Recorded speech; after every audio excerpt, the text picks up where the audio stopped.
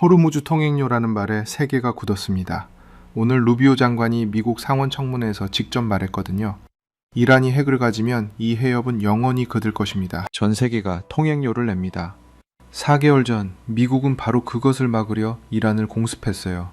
하메네이가 폭사했습니다. 그런데 지금 종전 협상이 꼬이고 있어요. 이란 강경파는 통행료를 포기 못한다고 버팁니다. 트럼프는 일주일 내 합의를 장담했어요. 세계가 처음 맞닥뜨린 이 공포를 어떤 나라는 이미 알고 있었습니다. 핵인질 옆에서 70년을 살아온 나라였거든요. 지금부터 그 이야기를 드립니다. 이슬람아바드 협상 채널 새벽이었어요. 루비오 장관의 목소리가 화면에서 흘러나왔거든요. 이란이 핵무기를 획득하는 시점에 그들은 사실상 면책권을 갖게 됩니다. 그 시점에 호르무즈 해협이 영원히 자신들 것이라고 결정할 거예요. 전 세계 모든 국가가 통행료를 내야 하는 세상이 오는 거죠. 테러 단체를 지원하고 이스라엘을 공격해도 막을 수가 없어지는 세상이에요. 중동 협상을 19년 해온 손이 그때 처음으로 펜 위에서 굳었어요. 호르무즈 통행료. 배 한 척에 수십억 원이에요. 전 세계 원유의 20%가 지나는 해협이에요. 하루 135척이 통과하는 좁은 물길이었죠. 4개월 전인 2026년 2월 28일 새벽이었어요. 미국과 이스라엘의 미사일이 테헤란 하늘을 열었습니다. 작전명 장대한 분노였죠. 이란 핵시설과 군사지도부가 동시에 타격받았어요. 최고 지도자 아야톨라 알리 하메네이가 그날 폭사했습니다. 수십 년 이란을 이끌어온 사람이 개전 첫날 사라진 거예요. 아들 모주타바가 권력을 이어받은 거예요. 그 전쟁의 이유가 바로 호르무즈 통행료였거든요. 이란이 핵을 완성하기 직전이었어요. 오늘 루비오 장관이 상원에서 인정했습니다. 이란이 핵을 보유하면 북한보다 훨씬 심각해요. 자금이 훨씬 더 풍부하기 때문이에요. 핵을 앞세워 세계를 인질로 잡는 세상이었죠. 그것을 막으려 4개월 전 전쟁이 시작된 거예요. 새벽 공기가 차가웠습니다. 창문 너머로 이슬람아바드 가로등 불빛이 가느다랗게 스며들어왔어요. 지금 종전협상은 교착 상태예요. 큰 틀은 이미 잡혀 있었거든요. 4월 시작된 휴전 이후 양측이 물밑에서 협의해온 내용이었죠. 이란이 호르무즈 해협에서 기뢰를 제거하고 선박 통항을 보장한다. 미국이 해상 봉쇄를 단계적으로 해제한다. 60일 휴전을 연장하고 핵 협상을 개시한다. 트럼프 대통령이 어제 미국 방송과의 인터뷰에서 말했습니다. 향후 일주일 내로 합의 발표가 있을 거예요. 어제 파키스탄 다르 외무장관도 직접 워싱턴으로 날아갔어요. 루비오 국무장관과 회담이 있었거든요. 그런데 이란 강경파가 버텼어요. 통행료는 이란의 주권이라고요. 루비오 장관이 오늘 상원에서 못 박았습니다. 제재 완화는 호르무즈 개방이 아니라 이란의 핵 포기에만 연계된다고요. 이란 내부 체제도 분열돼 있었어요. 답변 하나 받는데 며칠씩 걸렸는데요. 루비오의 말대로였죠. 이란과의 협상은 스위스와의 협상과 같지 않아요. 중국도 변수였습니다. 미국 국무부가 이란의 군사공격용 위성 이미지를 제공한 중국 기관 3곳을 제재했거든요. 중국이 이란규에서 빠져나가는 신호였어요. 이란이 더 고립되고 있다는 뜻이었죠. 화면 속 청문회장에선 시위대가 뛰어들었어요. 전쟁 범죄자라고 외치면서요. 청문회가 잠시 멈췄다가 다시 이어졌습니다. 루비오는 흔들리지 않았어요. 파일들이 테이블 위에 쌓여 있었죠. 4개월치 협상 메시지들이었어요. 창가로 걸어갔습니다. 이슬람아바드 새벽 하늘이 조금씩 밝아오고 있었거든요. 건물 복도에서 발소리가 들렸더라고요. 그때 동료 아마드가 문을 열고 들어왔어요. 한국 외교관이 오늘 아침 채널에 들어왔습니다. 손이 다시 멈췄어요. 한국이요? 기름 한 방울 안 나는 나라잖아요. 원유 수입국 중 하나일 뿐이에요. 이 협상의 당사자도 직접 이해관계자도 아니었어요. 파키스탄도 인도도 중재자로 나섰고 카타르도 오만도 채널을 열었는데 왜 한국이 이 자리에 들어오는 건지 이해가 안 됐거든요. 뭘 원한대요? 직접 만나보라고 했습니다. 할 말이 있다고요. 아마드를 봤어요. 창문 쪽에서 새벽빛이 조금씩 밀려 들어오고 있었습니다. 화면 속 루비오는 아직도 말하고 있었죠. 그 순간까지도 몰랐습니다. 이 협상의 본질을 가장 먼저 꿰뚫고 있는 사람이 바로 그 한국 외교관이라는 것을요. 4개월 전 파일들이 테이블에 펼쳐졌어요. 손이 서류 더미를 훑었습니다. 2026년 2월 27일자 긴급 보고서였어요. 개전 전날 밤이었죠. 그때도 이슬람아바드 새벽이었거든요. 창문 밖에서 매캐한 디젤 냄새가 올라왔습니다. 카불발 야간버스가 지나가던 소리가 났어요. 그 밤 채널에 처음으로 경고 메시지가 들어왔던 거예요. 호르무즈 통행료 부과 선언이 임박했다는 내용이었죠. 처음엔 믿지 않았어요. 이란이 설마 그걸 진짜 선언하겠나 싶었거든요. 그런데 그 메시지 뒤에 붙어 있던 숫자가 달랐습니다. 이란의 우라늄 농축 수준이었어요. 농축도 60%. 그 다음 페이지엔 또 다른 숫자가 있었죠. 무기급 농축 도달 예상 시점. 불과 몇 주 아니었습니다. 핵을 완성하면 그 다음은 호르무즈 통행료였어요. 루비오 장관이 오늘 상원에서 한 말이 그 문서와 정확히 맞아떨어졌거든요. 이란이 핵무기를 가지면 사실상 면책권이 생겨요. 호르무즈 해협을 영원히 자기들 것이라 선언할 수 있어요. 전 세계 모든 배가 통행료를 냅니다. 4개월 전 그 새벽에 워싱턴이 이미 알고 있었던 거예요. 그래서 움직인 거였죠. 2026년 2월 28일 새벽 4시였습니다. 테헤란 하늘이 갈라졌어요. 미국과 이스라엘의 합동 타격이었거든요. 핵시설이 먼저였고 군사지도부가 그 다음이었어요. 이란 혁명수비대 사령부, 이스파한 핵 농축단지, 포르도 지하시설, 동시 타격이었습니다. 채널이 새벽 내내 불탔어요. 하메네이 폭사 소식이 들어온 건 새벽 6시가 넘어서였죠. 40년 넘게 이란을 지배해온 사람이었어요. 이슬람 신정체제의 최고 정점이었죠. 그 사람이 개전 첫날 사라진 거예요. 서류를 손에 든 채 한참 굳어 있었습니다. 창밖 하늘이 뽀얗게 밝아오고 있었어요. 손가락 끝에 서류 종이에 서걱거리는 감촉이 남아 있었죠. 아들 모지타바가 권력을 이어받았어요. 그런데 중상을 입었다는 정보가 들어왔습니다. 루비오 장관이 오늘 상원에서 조심스럽게 말했어요. 그가 아직 살아있다는 정황들이 있어요. 하지만 공개적으로 모습을 드러내는 건 내부적으로 권장되지 않는 일일 겁니다. 모지타바는 4개월째 육성도 얼굴도 공개하지 않고 있거든요. 서명과 중개자들을 통해서만 소통한다는 거예요. 그래서 협상이 느린 거였어요. 이란이라는 나라와 협상하는 건 나라와 협상하는 게 아니었어요. 분열된 체제와 협상하는 거였죠. 강경파는 통행료를 포기하지 않았어요. 루비오 말대로였습니다. 답변 하나 받는데 며칠씩 걸려요. 스위스와의 협상과 같지 않아요. 협상 채널이 열려 있어도 채널 반대편에서 누가 결정을 내리는지 알 수가 없는 구조였거든요. 파일을 뒤집었어요. 그 4개월 안에 세계가 처음으로 뭔가를 배운 거예요. 핵을 앞세운 나라가 해협을 소유하면 어떤 세상이 오는지를요. 그것이 얼마나 구체적이고 실제하는 위협인지를요. 그런데 저한테 그건 새로운 충격이 아니었어요. 파키스탄도 핵 보유국이에요. 인도도 핵 보유국이고요. 양국이 카슈미르를 사이에 두고 핵 버튼 위에 손을 올려놓고 대치해온 게 수십 년이었거든요. 그 공포 속에서 외교를 시작한 사람이 저였어요. 핵이 협상 테이블을 어떻게 바꾸는지 우리만큼 아는 나라가 없어요. 그게 파키스탄이 이 협상의 중재국으로 나선 이유이기도 했죠. 아마드가 복도에서 다시 고개를 들이밀었어요. 한국 외교관이 지금 로비에 있습니다. 파일에서 눈을 들었어요. 한국이요? 솔직히 납득이 안 됐거든요. 이란 미국 전쟁의 핵심은 핵이에요. 핵 대치를 직접 살아온 나라가 협상 채널에 들어와야 하는 거예요. 한국은 원유 수입국이에요. 호르무즈 통행료가 부과되면 직격탄 맞는 나라 중 하나일 뿐이죠. 미국 방패 뒤에서 그 보호를 받아온 나라가 이 자리에 들어와서 뭘 말하겠다는 건지 이해가 안 됐습니다. 한국이 이 협상을 이해하겠어요? 원유 수입국일 뿐이잖아요. 아마드가 잠깐 멈췄어요. 그 외교관이 그러는데요. 이 협상이 통행료 문제가 아니라고 했습니다. 거리를 테이블에 내려놓았어요. 통행료 문제가 아니라고요. 그럼 뭐라는 거예요? 4개월 전 전쟁이 시작된 이유가 호르무즈 통행료를 막으려는 것이었는데 협상 테이블의 핵심 쟁점이 호르무즈 개방과 통행료 문제인데 그게 통행료 문제가 아니라니요. 코웃음이 나올 뻔했습니다. 복도 쪽에서 에어컨 바람이 흘러들어왔어요. 차가웠거든요.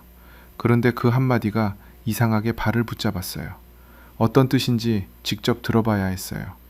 로비 소파가 낡아 있었어요. 한국 외교관을 만나러 내려가기 전에 아마드를 붙잡았습니다. 잠깐요. 오전 협상 상황부터 보고해요. 아마드가 파일을 펼쳤거든요.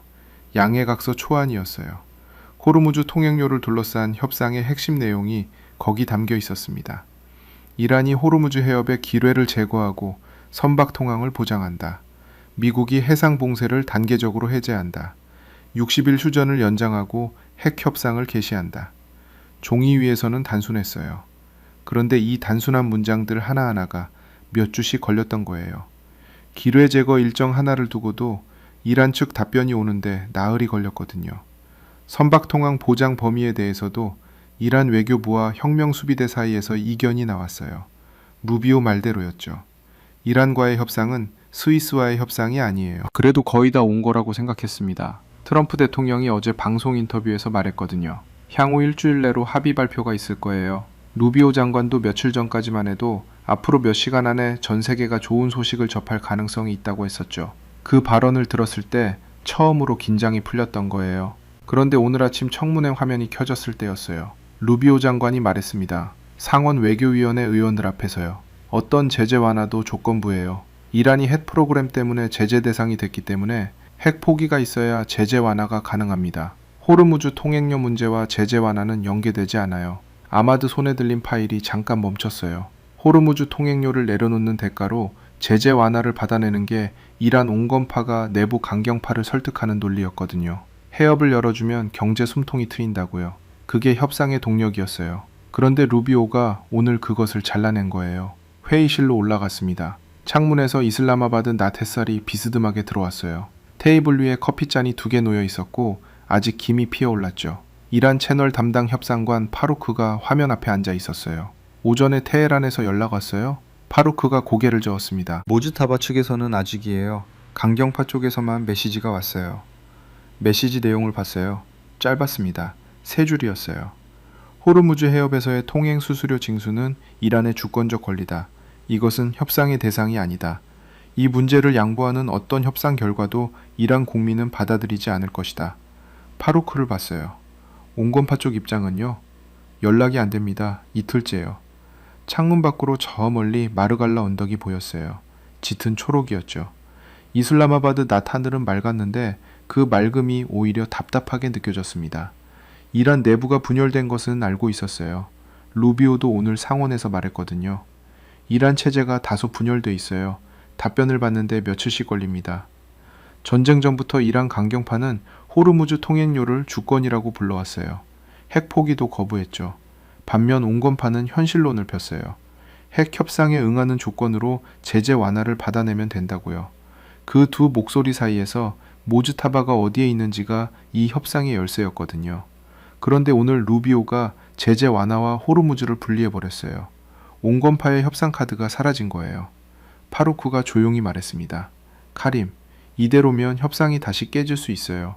강경파가 이 틈을 타고 협상 자체를 막을 거예요. 알고 있었거든요. 테이블을 손으로 짚었어요. 커피 냄새가 올라왔습니다. 나무 테이블의 차가운 감촉이 손바닥에 전해졌어요. 루비오의 발언은 미국 내 강경파를 달래기 위한 의도이기도 했을 거예요. 종전합의가 너무 쉽게 이란에 양보한다는 비판을 차단하려는 거죠. 협상 테이블 밖에서 협상이 흔들리는 거였습니다. 그게 미국 정치였어요. 이 협상을 성공시켜야 했거든요. 파키스탄이 중재국으로 나선 지 4개월이었어요. 전쟁 재개는 파키스탄에도 끔찍한 결과를 가져오죠. 중동의 불이 커질수록 인근 지역 전체가 흔들리거든요. 에너지 가격이 폭등하고 난민이 밀려와요. 게다가 이번 협상이 실패하면 파키스탄의 중재 신뢰도는 끝이에요. 다음 기회는 없는 거죠. 파루크가 화면을 껐어요. 회의실이 조용해졌습니다. 에어컨 소리만 들렸거든요. 일어섰어요. 계단을 내려갔습니다. 솔직히 한국 외교관이 뭘 말할 수 있을지 여전히 의구심이었어요. 파키스탄이야말로 핵대치를 직접 겪어온 나라잖아요. 인도와 카슈미르를 두고 핵 버튼 위에 손을 올려놓고 마주봐온 세월이 수십 년이었거든요. 한국은 미국 덕에 편하게 있었잖아요. 직접 맞선 게 아니에요. 그런데 아마드의 말이 발을 붙잡았습니다. 통행료 문제가 아니라고요. 계단 중간에서 발이 멈췄어요. 복도 아래쪽에서 사람 목소리가 낮게 들려왔죠. 도대체 통행료 문제가 아니면 뭘 하는 건지요. 로비 소파에 한국 외교관이 앉아 있었어요. 40대 초반이었습니다. 검정 자켓 안에 흰 셔츠를 입고 있었죠. 서류 한 장을 보다가 고개를 들었어요. 이승민이라고 했습니다. 한국 외교부 중동 담당이라고요. 악수를 했어요. 손이 차가웠습니다. 무슨 용건인지 바로 말씀해 주시겠어요? 시간이 없었거든요. 이승민이 잠깐 카림을 봤어요. 호르무즈 통행료 협상이 막히는 이유가 통행료 자체가 아니에요. 예상한 말이었습니다. 아마드가 전해준 말과 같았거든요. 무슨 뜻이에요? 이승민이 입을 열려고 했을 때였어요. 주머니에서 진동이 왔습니다. 파루크였어요. 카림, 이란 채널에서 음성 연결 요청이 왔어요. 지금 바로 올라오셔야 해요. 이승민을 봤습니다. 잠깐 기다려 주시겠어요? 물론이에요. 계단을 달려 올라갔어요. 협상 채널 회의실이었습니다. 파루크와 아마드가 화면 앞에 앉아 있었어요. 화면은 검은 배경이었고 음성만 들어오고 있었거든요. 이란 강경파 협상관 자발리였습니다. 평소엔 음성 채널을 여는 경우가 없었어요. 오늘 처음이었죠. 자리에 앉았어요. 자발리의 목소리가 나왔습니다. 낮고 느렸거든요. 오늘 루비오 장관의 청문회 발언을 들었습니다. 제재 완화는 핵 포기에만 연계된다고 했죠.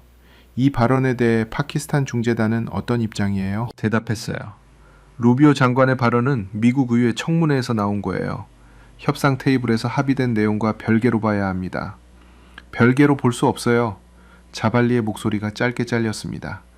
호르무즈 통행료는 이란의 주권적 권리예요. 이것은 협상의 대상이 아니에요. 루비오가 오늘 상원에서 분명히 했죠. 제재 완화가 핵 포기에만 연계된다면 이란이 통행료를 내려놓을 이유가 없어요. 파루크가 카림을 봤어요. 예상한 반응이었습니다.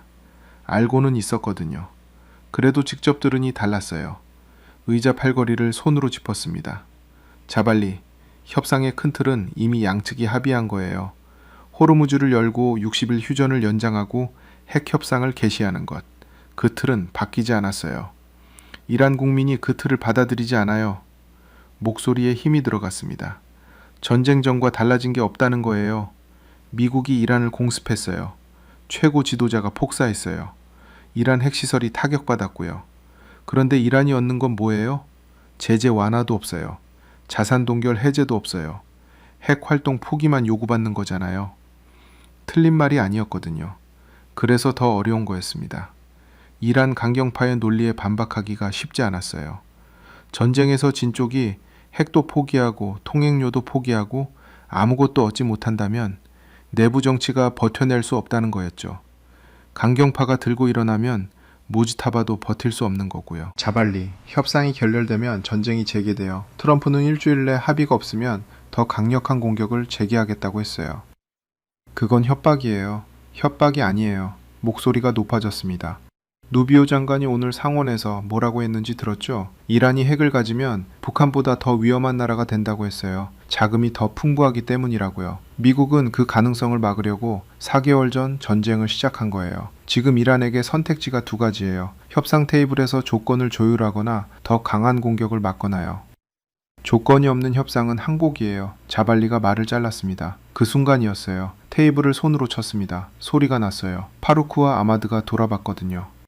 자발리, 지금 이란 온건파는 어디 있어요? 이틀째 연락이 없어요. 모즈타바 측에서는 답변이 없고요. 강경파만 목소리를 높이고 있는데 이게 이란의 공식 입장이에요? 화면이 잠시 조용해졌습니다. 이란의 입장은 하나예요. 자발리의 목소리가 낮아졌어요. 호르무즈 통행료는 협상의 대상이 아니에요. 연결이 끊어졌습니다. 화면이 꺼졌어요. 회의실이 조용해졌거든요. 에어컨 소리만 남았습니다. 일어섰어요. 테이블 가장자리를 손으로 짚었습니다. 나무의 차가운 감촉이 손바닥에 전해졌어요. 복도로 나왔거든요. 파루크가 따라 나왔습니다.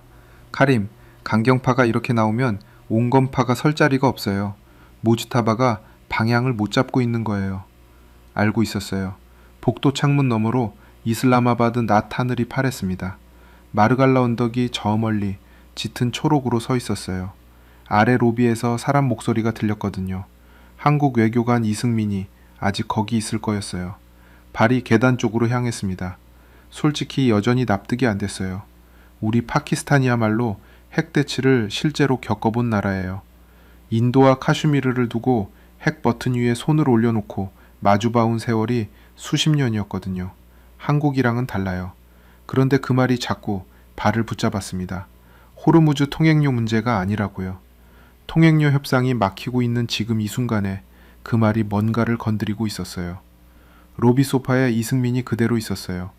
시간이 꽤 지났는데도 서류를 들고 기다리고 있었거든요. 자리에 앉았습니다. 기다리게 해서 미안해요. 협상 채널에서 급한 연락이 왔었어요. 이승민이 고개를 끄덕였습니다. 들었어요. 자발리 쪽이죠? 놀랐어요. 정보가 빠르다 싶었거든요. 알고 있어요? 이란 강경파 동향은 모니터링하고 있어요. 자발리가 오늘 오전 음성 채널을 요청했다는 것도요. 다시 봤습니다. 한국 외교관이 이 협상의 세부 채널 동향까지 파악하고 있다는 게 예상 밖이었어요. 원유 수입국 외교관이 이 정도 깊이를 가지고 있다는 게 솔직히 의외였거든요. 본론 얘기해요. 호르무즈 통행료 문제가 아니라고 했는데 그게 무슨 뜻이에요? 이승민이 서류를 내려놓았습니다. 루비오 장관이 오늘 상원에서 한 말 들으셨죠? 이란이 핵을 가지면 호르무즈 해협을 영구 소유하고 전 세계가 통행료를 낸다는 거요. 들었어요. 그 발언의 핵심이 뭔지 아세요? 테이블 위에 놓인 서류를 봤어요. 이란의 핵 보유를 막는 게 핵심이죠. 이승민이 고개를 저었습니다. 통행료예요. 호르무즈 통행료가 핵심이에요. 잠깐 말이 안 나왔거든요. 그 두 가지가 같은 얘기 아닌가요? 달라요. 루비오 장관은 핵이 문제라고 했어요. 그런데 실제로 세계를 공포에 빠뜨린 건 핵이 아니에요. 통행료예요. 핵은 수단이었어요. 통행료가 목적이었죠. 그때였어요. 아마드가 로비 쪽으로 걸어 내려왔거든요. 카림, 미국 국무부에서 속보가 들어왔어요. 화면을 건네줬습니다. 미국 국무부 발표문이었어요. 이란의 군사공격 지원용 위성 이미지를 제공한 중국 기관 3곳을 제재한다는 내용이었죠. 구체적인 기관명과 제재 내용이 적혀 있었습니다. 이승민도 화면을 봤어요. 예상했던 거예요. 예상했다고요? 중국이 빠지는 건 시간 문제였어요. 이란의 군사 지원을 계속하면 미국 시장을 잃어요. 중국이 그 계산을 안 할 리 없죠. 일어섰습니다. 복도 안쪽 회의실에 중동 지도가 걸려 있었어요. 따라오실래요? 회의실 문을 열었어요. 중동 전체가 보이는 대형 지도가 벽에 걸려 있었습니다. 형광등이 환하게 켜졌어요. 호르무즈 해협 부분에 손을 짚었거든요. 이란은 지금 사면이 막혔어요.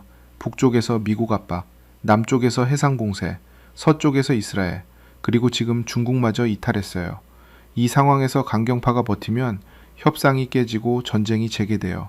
합리적 선택이 없는 거예요. 이승민이 지도를 봤습니다. 그러니까 통행료가 문제가 아닌 거예요. 아직 무슨 말인지 모르겠어요. 강경파가 호르무즈 통행료에 집착하는 건 통행료가 필요해서가 아니에요. 통행료를 포기하면 이란이 아무것도 얻지 못한 채 항복하는 게 되니까요. 국내 정치 때문이에요. 강경파한테 통행료는 돈이 아니에요. 자존심이에요. 손가락이 지도 위에서 멈췄습니다. 틀린 말이 아니었어요. 그걸 알면서도 협상이 계속 막히고 있잖아요. 맞아요. 왜냐면 협상 테이블 위에서 이 문제를 풀려고 하니까요. 이승민이 지도에서 시선을 거뒀어요. 이건 협상 테이블에서 풀릴 수 있는 문제가 아니에요. 핵을 앞세운 나라가 느끼는 공포와 자존심의 문제거든요. 그 공포가 정확히 뭔지 이해하는 나라가 협상 채널에 들어와야 해요. 파키스탄이 그 나라라는 말을 하려다가 입이 멈췄어요. 이승민이 먼저 말을 이었거든요. 핵을 앞세운 이웃 옆에서 70년을 버텨온 나라가요. 고개를 들었습니다. 이승민의 눈빛이 달랐어요. 그 나라가 한국이에요. 루비오가 오늘 상원에서 경고한 그 세상이 한국한테는 70년째 일상이에요. 핵을 앞세운 이웃이 끊임없이 무언가를 요구하는 세상이요. 그 공포 속에서 어떻게 버티는지, 어떻게 협상 채널을 지켜내는지를 한국은 알고 있어요. 회의실이 조용해졌습니다. 에어컨 소리만 들렸어요. 지도 위 호르무즈 해협에 손이 아직 얹혀 있었거든요. 파키스탄도 핵 대치를 겪어온 나라라고 말하려고 했습니다. 인도와 카슈미르를 두고 수십 년을 맞서왔다고요. 그런데 입이 열리지 않았어요. 뭔가 달랐거든요. 어떻게 다른 건지는 아직 몰랐습니다. 형광등 빛이 지도 위를 환하게 비추고 있었어요. 호르무즈 해협의 좁은 물길이 눈에 들어왔거든요. 손을 지도에서 떼었습니다. 회의실 형광등이 환하게 켜져 있었어요. 지도에서 손을 뗐습니다. 파키스탄도 핵 대치를 겪어온 나라라는 말이 목구멍까지 올라왔거든요. 그런데 쉽게 나오지 않았어요. 왜 그런지 알 수가 없었습니다. 한국이 핵 이웃 옆에서 살아왔다는 건 알아요. 겨우 입을 열었어요. 그런데 파키스탄도 마찬가지예요. 인도와 카슈미르를 두고 수십 년을 맞서왔거든요. 핵 버튼 위에 손을 올려놓고요. 파키스탄이야말로 핵 대치가 뭔지 직접 살아온 나라예요. 한국이 우리보다 더 많이 안다고 하기엔 무리가 있지 않아요? 이승민이 잠깐 카림을 봤습니다. 구조가 달라요. 의자를 당겨 앉았어요. 인도 파키스탄 대치는 두 나라가 서로 마주보는 구조예요. 균형이에요. 어느 쪽도 먼저 쏘면 자기도 죽는다는 걸 알기 때문에 억제가 작동하는 거예요. 그건 공포이지만 예측 가능한 공포예요. 규칙이 있는 공포거든요. 한국은 달라요? 달라요. 북한은 균형 대치가 아니에요. 한쪽이 끊임없이 요구하는 구조거든요. 핵을 앞세워서 뭔가를 달라는 거예요. 돈이든 식량이든 관심이든 제재 완화든요. 거부하면 도발해요. 미사일을 쏘거나 국경에서 긴장을 높이거나요. 요구하고 거부당하고 도발하고 또 협상 테이블로 오고, 그게 70년째 반복됐거든요. 형광등이 미세하게 윙 소리를 냈어요. 그 말이 머릿속에서 뭔가를 건드렸습니다. 이란 강경파가 호르무즈 통행료를 포기 못한다는 것. 자발리가 오늘 오전 음성 채널을 열고 했던 말. 통행료는 이란의 주권적 권리이고 협상 대상이 아니라는 것. 루비오가 제재 완화와 호르무즈 통행료를 분리하자마자 협상이 다시 굳어버린 것. 이란 강경파가 호르무즈 통행료를 포기 못하는 게 통행료가 필요해서가 아니에요. 이승민이 말을 받았어요. 요구 자체가 목적이에요. 통행료 포기가 아무것도 얻지 못한 채 항복이 된다면 강경파는 그 카드를 절대 내려놓을 수 없어요. 이건 협상의 문제가 아니에요. 내부 정치의 문제예요. 강경파 입장에선 지도자한테 뭔가를 가져가야 하거든요. 빈손으로 돌아가면 끝이에요. 창문 쪽으로 시선이 갔습니다. 이슬라마바드 나텟살이 회의실 바닥에 비스듬하게 깔려 있었어요. 먼지 입자가 빗속에서 느리게 움직이고 있었거든요. 밖에서 자동차 경적이 한 번 울렸습니다. 그러면 어떻게 풀어요? 통행료가 목적이 아니라는 걸 알면서도 협상 테이블에서는 통행료 얘기밖에 안 나오잖아요. 이승민이 막 입을 열려는 순간이었어요. 노크 소리가 났습니다. 아마드가 문을 열고 들어왔거든요. 카림, 테헤란 온건파 채널에서 연락이 왔어요. 이틀 만이었습니다. 자리에서 일어섰어요. 이승민을 봤어요. 잠깐요. 복도로 나왔습니다. 아마드가 화면을 건네줬어요. 짧은 메시지였거든요. 발신자는 온건파 협상관 라임이었습니다. 오늘 밤 음성 채널을 열겠습니다. 의제는 호르무즈 통행료가 아닌 방향으로 논의하고 싶어요. 손안의 화면을 다시 읽었어요. 통행료가 아닌 방향이요. 복도 창문 너머로 마르갈라 언덕이 보였습니다. 이슬라마바드 낮이 환하게 펼쳐져 있었어요. 어딘가에서 비둘기 소리가 낮게 들렸거든요. 회의실 문이 열린 채였어요. 이승민이 안에서 지도를 보고 있었습니다. 방금 한 말이 다시 들렸어요. 요구하고 거부당하고 도발하고 또 협상 테이블로 오고 70년째 반복. 라이미의 메시지가 그 말과 겹쳐졌습니다. 통행료가 아닌 방향이라는 것은 온건파가 호르무즈 통행료를 포기할 수 있는 어떤 명분을 찾고 있다는 거였어요. 강경파에게 들이밀 수 있는 다른 무언가를요. 그게 뭔지가 이 협상의 열쇠였거든요. 회의실 안으로 다시 들어갔어요. 이승민이 돌아봤습니다. 온건파에서 연락이 왔어요. 오늘 밤 채널을 열겠다고요. 이승민이 잠깐 눈빛이 달라졌어요. 뭐라고 했어요? 호르무즈 통행료가 아닌 방향으로 논의하고 싶다고요. 이승민이 조용히 고개를 끄덕였습니다. 뭔가를 알고 있는 눈빛이었어요. 자리에 다시 앉았습니다. 테이블 위에 두 팔을 얹었어요. 한국은 70년 동안 이 반복에서 뭘 배웠어요? 구체적으로요. 이승민이 잠깐 말이 없었어요. 창문 밖 하늘에 구름 한 점이 천천히 지나갔습니다. 형광등이 다시 미세하게 윙 소리를 냈거든요. 강경파를 설득하는 게 아니에요. 이승민이 천천히 말을 시작했어요. 상대가 강경파한테 뭔가를 가져갈 수 있게 해줘야 해요.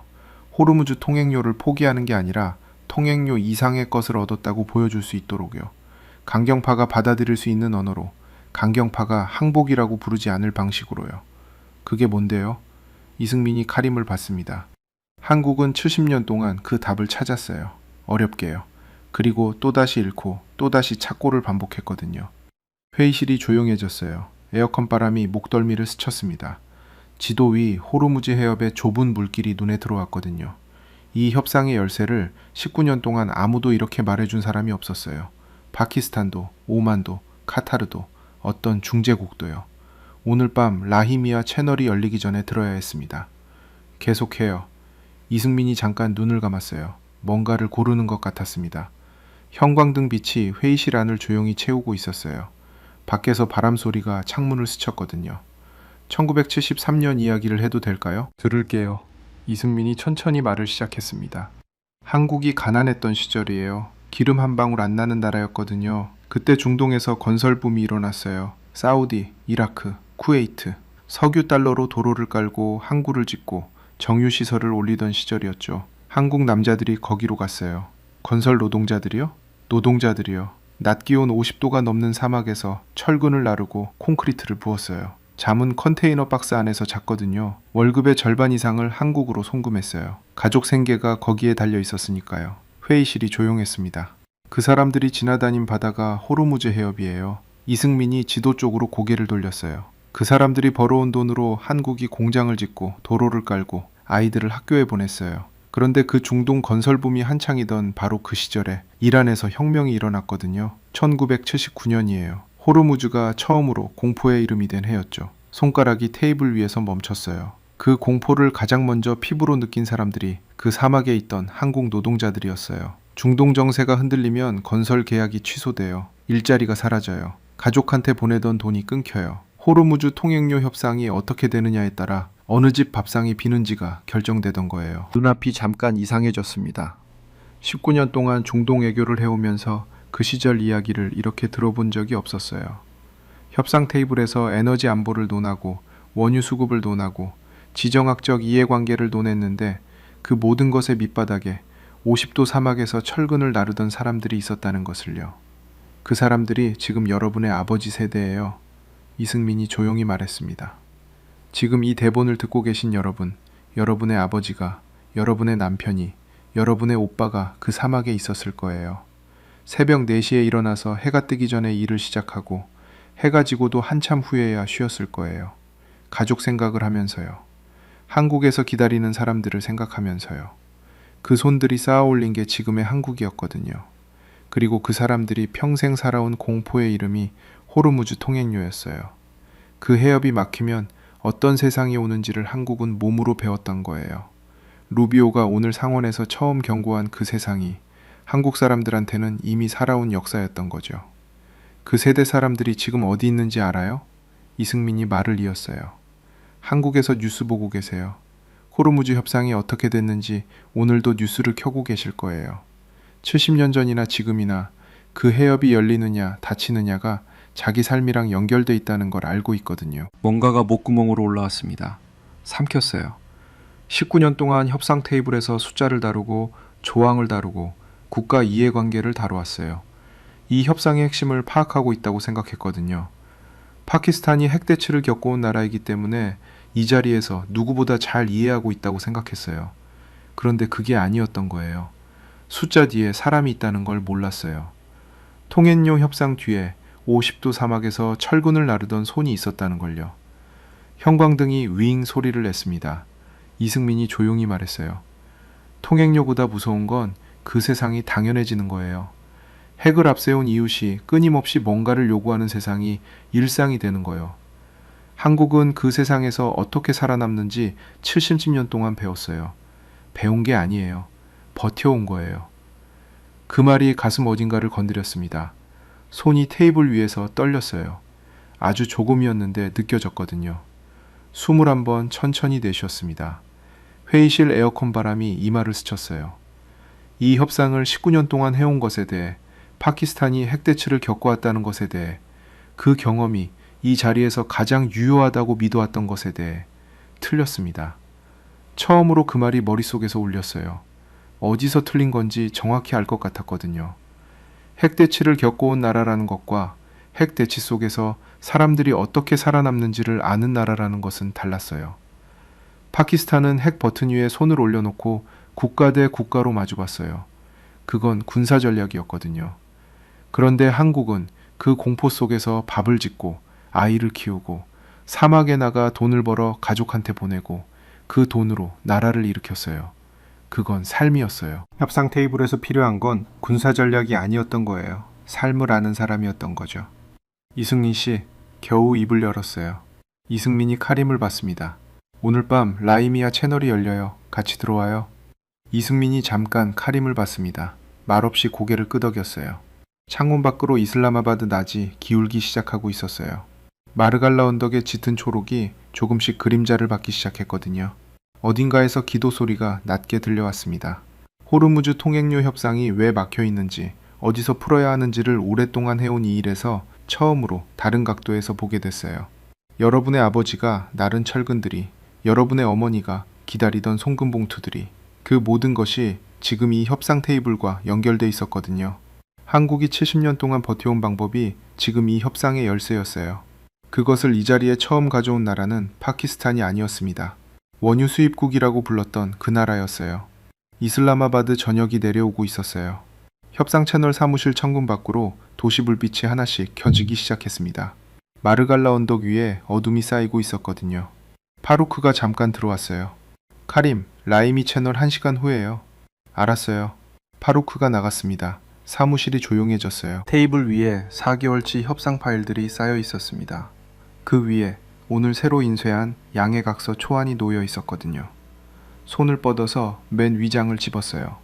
호르무즈 통행료. 그 세 글자가 문서 맨 위에 박혀 있었습니다. 4개월 전 전쟁이 시작된 이유였어요. 오늘 루비오가 상원에서 다시 꺼낸 말이었죠. 이란 강경파 자발리가 오전에 음성 채널을 열고 포기 못한다고 버틴 것이었어요. 그런데 오늘 이승민과 앉아서 들은 이야기는 그 세 글자의 뒤에 있는 것이었거든요. 창문 밖에서 기도 소리가 들렸습니다. 이슬라마바드 저녁 기도였어요. 낮고 길게 이어지는 소리였거든요. 솔직하게 정리해야 했어요. 4개월 동안 이 협상의 핵심을 파악하고 있다고 생각했습니다. 파키스탄이 핵 대치를 직접 겪어온 나라이기 때문에 이 중재를 맡을 자격이 있다고 생각했어요. 한국이 채널에 들어온다고 했을 때 원유 수입국이 무슨 상관이냐고 했던 것도 그 확신에서 나온 거였거든요. 틀렸습니다. 핵 대치를 겪어온 것과 핵을 앞세운 공포 속에서 삶을 이어온 것은 달랐어요. 파키스탄은 국가 대 국가로 핵 버튼을 마주봤어요. 그건 전략이었거든요. 그런데 그 공포 속에서 사막에 나가 철근을 나르고 가족한테 송금을 보내고 그 돈으로 나라를 일으킨 사람들의 이야기는 전략이 아니었어요. 삶이었습니다. 70년이었어요. 한국은 핵을 앞세운 이웃 옆에서 70년을 그렇게 살아왔어요. 요구하고 거부당하고 도발하고 또 협상 테이블로 오는 그 반복 속에서 어떻게 버티는지를 삶으로 배운 거였거든요. 루비오가 오늘 상원에서 처음 경고한 그 세상이 한국한테는 이미 70년째 일상이었어요. 그것을 이승민이 이 협상 채널에 가져왔습니다. 손이 문서 위에서 천천히 내려왔어요. 트럼프가 일주일 내 합의를 장담했어요. 그 일주일 안에 호르무즈 통행료 협상이 어떻게 풀리느냐가 이 전쟁의 끝을 결정하는 거였거든요. 이란 강경파를 설득하는 게 아니에요. 온건파가 강경파에게 가져갈 수 있는 언어를 찾아야 했어요. 항복이 아니라고 부를 수 있는 방식으로요. 오늘 밤 라이미와 채널이 열리면 그 길을 찾아야 했습니다. 그런데 지금 한 가지가 달라져 있었어요. 4개월치 파일들을 옆으로 밀었습니다. 깨끗한 종이 한 장을 꺼냈어요. 펜을 들었습니다. 이 협상을 처음부터 다시 정리해야 했거든요. 호르무즈 통행료라는 숫자와 조항 뒤에 있는 것들을요. 사람들의 이야기를요. 종이 맨 위에 천천히 썼습니다. 호르무즈 통행료가 아닌 것. 펜을 내려놓았어요. 그 6글자를 봤습니다. 4개월 만에 처음으로 이 협상을 다른 각도에서 보게 됐어요.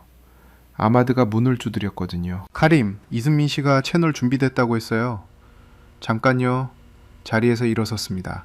창문 쪽으로 걸어갔어요. 이슬라마바드 전역이 완전히 내려앉아 있었거든요. 도시 불빛이 깔려 있었습니다. 어딘가 아래 거리에서 오토바이 소리가 지나갔어요. 기도 소리가 아직도 낮게 이어지고 있었거든요. 저 멀리 마르갈라 언덕은 어둠 속에 잠겨 있었습니다. 낮에 그 짙은 초록이 지금은 보이지 않았어요. 이 협상 테이블에 오늘 가장 중요한 말을 가져온 나라는 핵도 기름도 없는 나라였습니다. 70년 동안 세상에서 가장 위험한 이웃 옆에서 살아남는 법을 버텨온 나라였거든요. 세계가 처음 두려워하는 그 세상을 이미 살아온 나라였어요. 그 나라가 오늘 이 채널에 들어왔습니다. 창문에서 돌아섰어요. 테이블 위 새 종이 한 장이 형광등 빛을 받고 있었습니다. 거기에 쓴 6글자가 선명하게 보였거든요. 종이를 집어들었어요. 손가락 사이에서 종이의 감촉이 느껴졌습니다. 가볍고 얇았어요. 그런데 그 위에 쓴 6글자가 4개월치 파일보다 무거웠거든요. 복도 쪽에서 이승민의 발소리가 들렸습니다. 종이를 들고 문 쪽으로 걸어갔어요. 오늘 밤 채널이 열릴 거예요. 호르무즈 통행료 협상이 어떻게 풀릴지는 아직 모릅니다. 트럼프의 일주일이 얼마나 남아있는지도요. 그런데 한 가지만큼은 알게 됐어요. 협상 테이블에서 숫자를 다루기 전에 그 숫자 뒤의 사람을 먼저 봐야 한다는 것을요. 70년 동안 그 공포 속에서 밥을 짓고 아이를 키우고 사막에 나가 돈을 벌어 가족에게 보낸 사람들이 있었다는 것을요. 호르무즈 통행료가 막히면 어떤 세상이 오는지를 몸으로 알고 있는 사람들이요. 복도로 걸어 나갔어요. 이슬라마바드 저녁 기도 소리가 아직 끝나지 않았습니다.